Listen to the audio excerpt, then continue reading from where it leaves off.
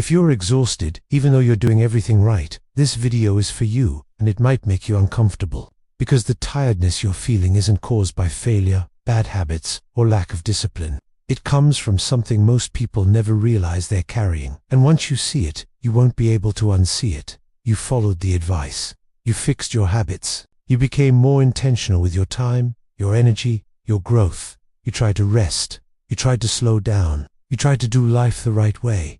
And yet, you're still tired. Not the kind of tired that sleep fixes. Not the kind that a day off solves. A deeper tired. The kind that lingers even when nothing is technically wrong.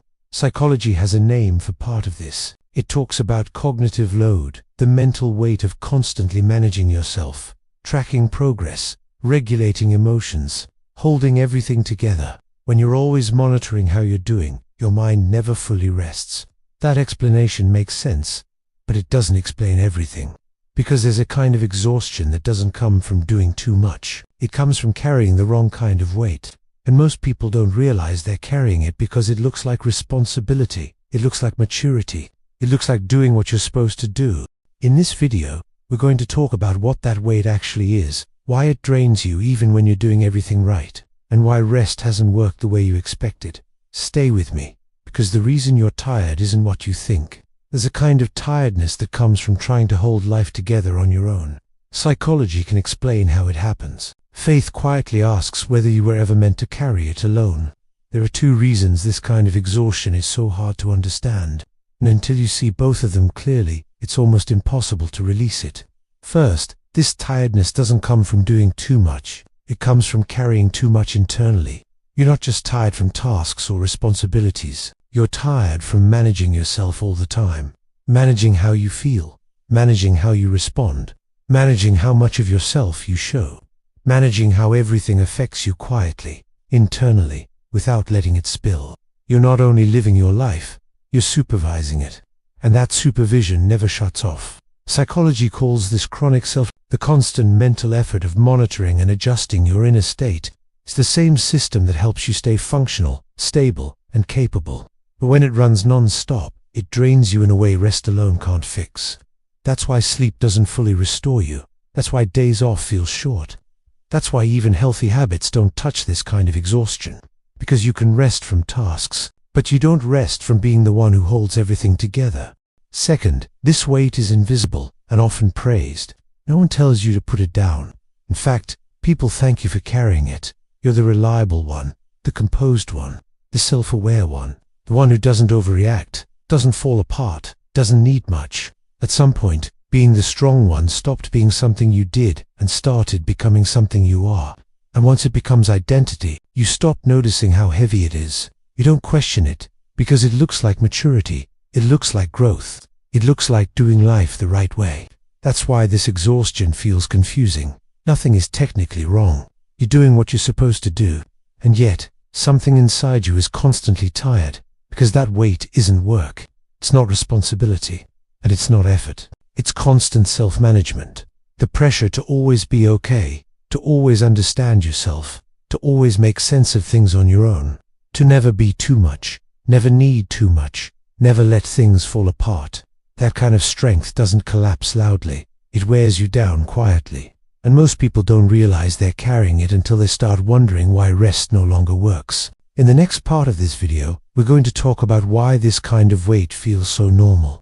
Why it often goes unquestioned for years, and why real rest doesn't begin with doing less, but with letting go of what was never meant to be yours to carry.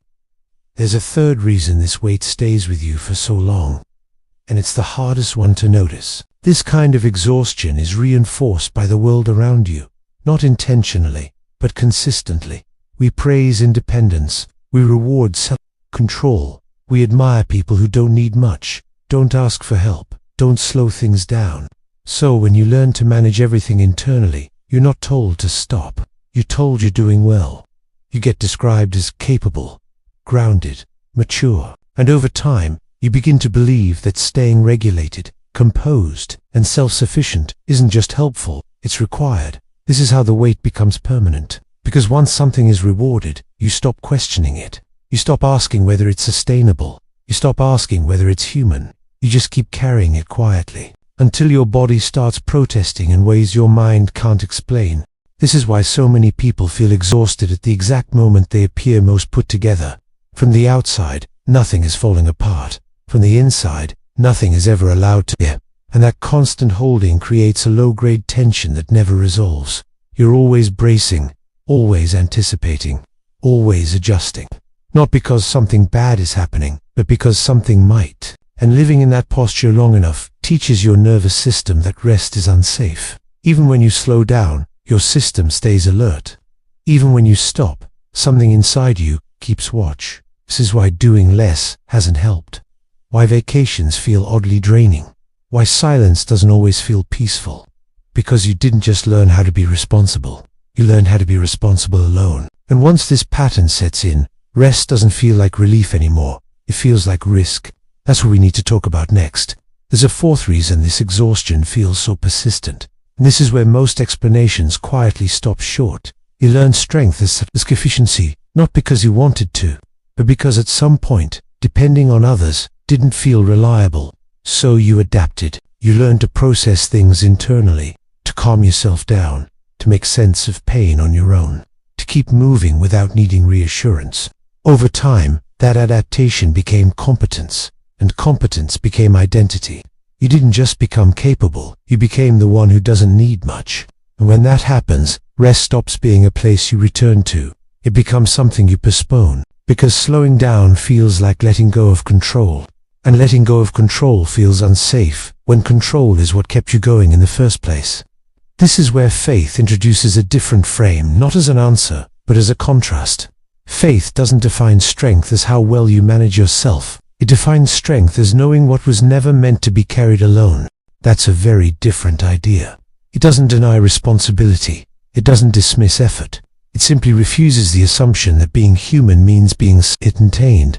In faith, rest isn't something you earn after proving your strength. It's something that reminds you of your limits, and limits are not a flaw.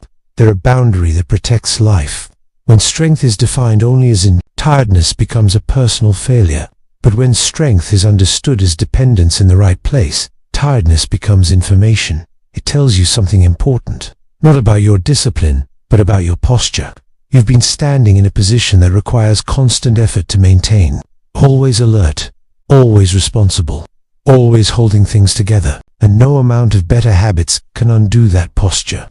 Because what needs to change isn't how much you do, it's where you place the weight. This is why rest hasn't worked the way you hoped. Because rest can't resolve a burden that was never meant to be yours to begin with.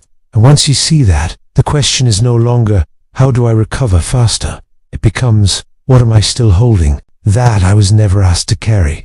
By now, you might be realizing something quietly unsettling. You're not tired because you failed to manage your life well enough. You're tired because you managed it alone for too long. And that distinction matters.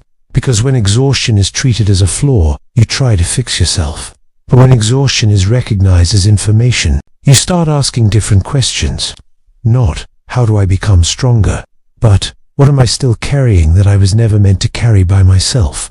Faith doesn't rush to answer that question. It doesn't offer productivity tips. It doesn't reward endurance for its own sake. It simply reminds you of something most of us forget once we become capable adults. That being human was never meant to be a solo project. Not everything you're holding is a responsibility. Some of it is a role you learned to play. Some of it is protection you taught yourself. Some of it is weight you picked up because no one else seemed to be carrying it, and carrying it worked until it didn't. Rest, in this light, is not an escape from effort. It's a return to proportion. A remembering that strength is not measured by how much you can contain, but by how honestly you acknowledge your limits. You don't need to collapse to deserve rest. You don't need to prove exhaustion to justify letting go. Sometimes the most faithful thing you can do is not to push harder, but to stop insisting on holding everything together.